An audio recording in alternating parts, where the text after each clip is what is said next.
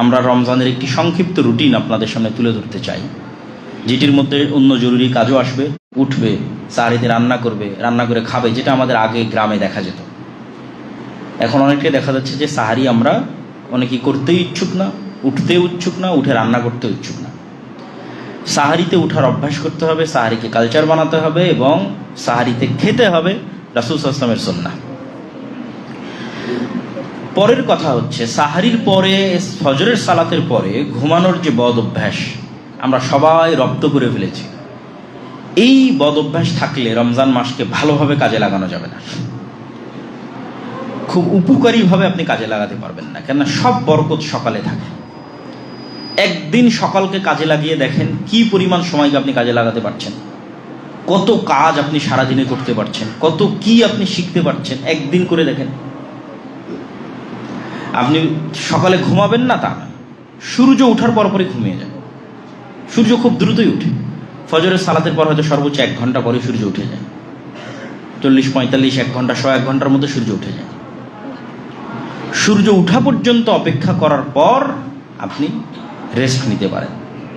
যে ঘুমটা আমরা প্রয়োজন মনে করি, যে রমজান মাসে আমরা একটু ঘুমাতে চাই, তাহলে বেশি উত্তম হবে যদি সাহারির পরে না ঘুমানো যায়, ফজরের পরে না ঘুমানো যায়, অন্তত সূর্য ওঠা পর্যন্ত।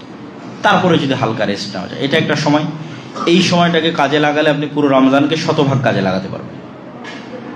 দ্বিতীয় সময় আসরের পর থেকে নিয়ে মাগরিব পর্যন্ত। রমজানে ইবাদত করতে চাইলে ব্যস্ততা কমাতে হবে, রমজানে ইবাদত করতে চাইলে কাজ কমাতে হবে। যে ব্যবসায়ী, তাকে চিন্তা করতে হবে সামনে রমজান আসতেছে, কিভাবে আমি সকল কাজ আগেই কমপ্লিট করে রাখবো যেন রমজানে আমি ঠিক মতো কাজ করতে পারি। যার অফিস আছে, যার স্কুল আছে, শিক্ষা প্রতিষ্ঠান আছে, ডেইলি চাকরি আছে, তারাও একটা প্ল্যান রাখবে যে কিভাবে আমি রমজানে কাজ কমিয়ে নিয়ে আসতে পারি। রমজানে কাজ কমিয়ে নিয়ে এসে আসরের পর থেকে না মাগরিব পর্যন্ত এই সময়টা পুনরায় কোরআন তেলাওয়াত হোক, জিকির আজকার হোক, তাসবিহ তাহলিল হোক, এটাতে ব্যয় করতে হবে।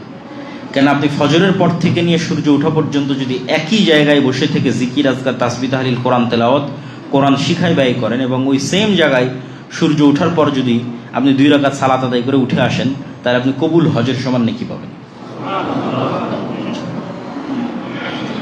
তো অনেক বড় ফজিলত। তো এইটার কোনো রহস্য আছে দেখেই তো এত বড় ফজিলত দেওয়া আছে, এটা কঠিন দেখেই এত বড় ফজিলত দেওয়া আছে।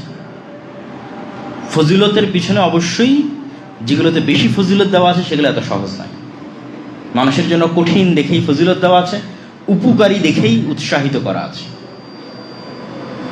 তো আসরের পর থেকে মাগরিব পর্যন্ত এই সময়ে এত ইফতারির আয়োজন, এত খাবার দাবারের আয়োজন, এগুলো একটু কমাতে হবে। অর্থ অপচয় কমাতে হবে, কমিয়ে এই সময়টাও জিকির আজকার, তাসবিহ তাহলিলে ব্যয় করতে হবে। এবার 3 নাম্বার হচ্ছে রাতের সালাত। রাতের সালাতের ক্ষেত্রে যারা নিয়মিত তাহাজ্জুদের সালাতে অভ্যাসী, অথবা যাদের কনফিডেন্স আছে যে আমি শেষ রাতে উঠতেই পারবো, সে জামাতে তারাবি আদায় না করলেও কোনো সমস্যা নেই।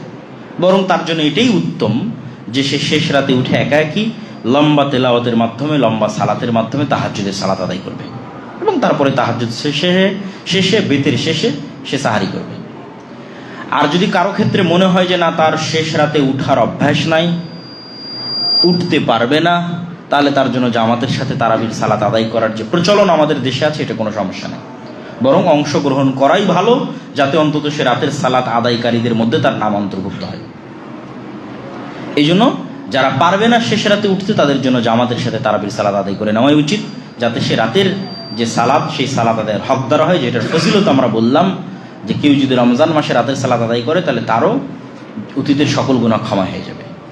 কিন্তু 5 ওয়াক্ত সালাত পড়লাম না, তারাবি পড়লাম, এটার কিন্তু কোনো দাম নাই। এই জন্য আমরা বক্তব্য শুরুই করেছি, রমাজানের সবচেয়ে জরুরি কাজ 1 নম্বর 5 ওয়াক্ত সালাত, রমাজানের সবচেয়ে জরুরি কাজ 2 নম্বর কোরআন তেলাওয়াত, তারপরে ধারাবাহিকভাবে এগুলো আসতেছে। 3 নম্বরে আসতে পারে রাতের সালাত, তারাবির সালাত। 5 ওয়াক্ত সালাতে নাই, তারাবির সালাতের কোনো কাজ নাই। 5 ওয়াক্ত সালাতে থেকে আমি তারাবির সালাত আদায় করতেছি, আমি ফজিলত পাবো ইনশাল্লাহ।